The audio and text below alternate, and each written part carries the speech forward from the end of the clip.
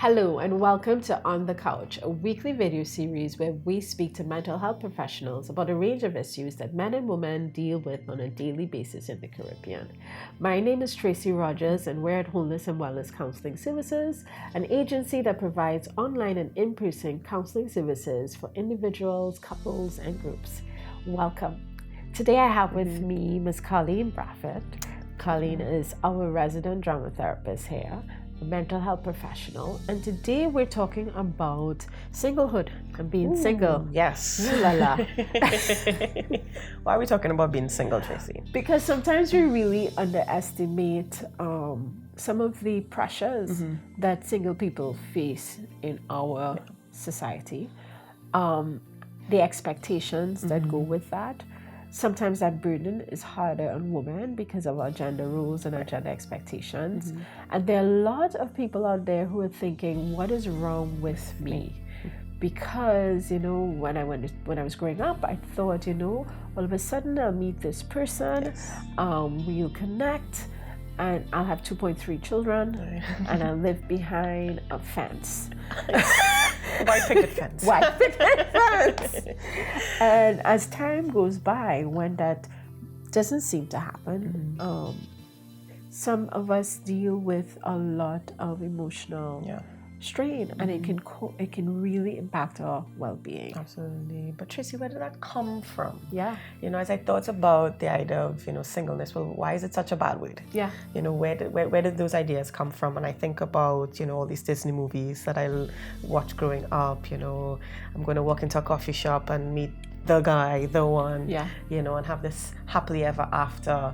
And I think part of kind of coming to terms with your singleness is acknowledging or recognizing where these ideas came from. Acknowledging that it may not necessarily mean that something is wrong with me, but that these ideas have created all these expectations, and then if I don't fulfill them, then something's wrong with me. So one, I think that's important to recognize, okay, these are outside ideas that may not come from a real place. So from the time I start to do that, I start pointing a finger. Yes. I start to go, but wait now. Whoa. So I start thinking there's something deficient with me. Like, why haven't I met the one? Like, if there is this one. Exactly. Mr. Prince Charming. Yeah. Knight in shining armor. Why? Yeah.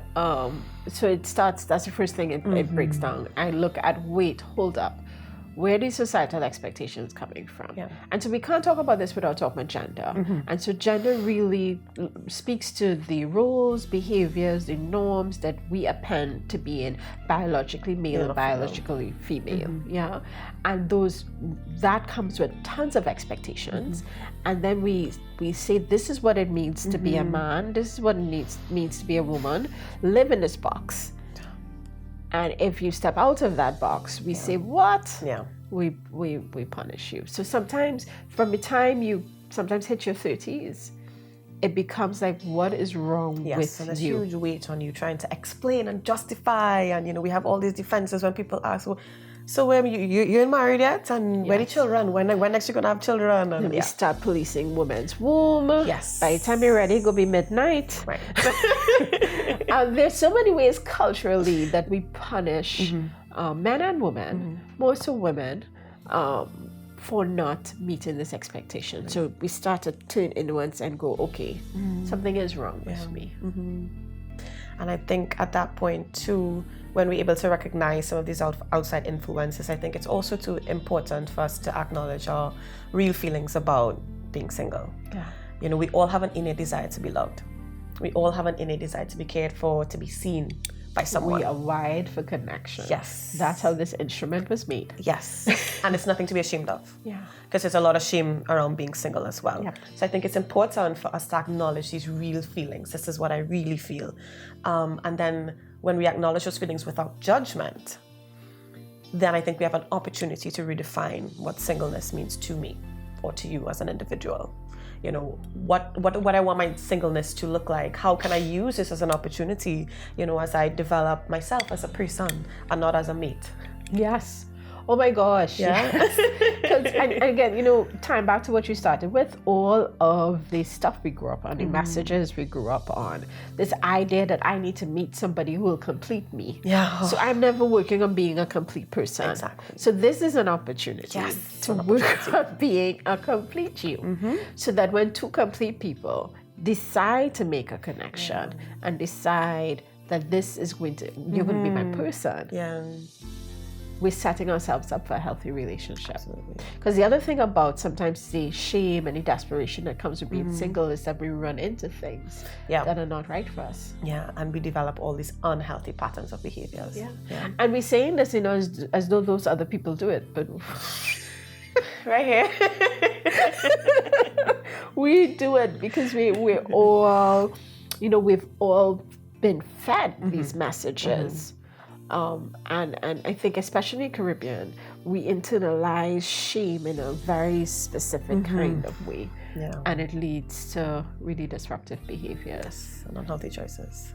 So recognize that all of these things are not about you.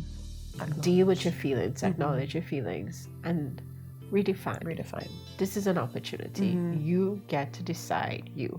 And we can get connection in other ways. Absolutely. And we have connections in other ways. We do.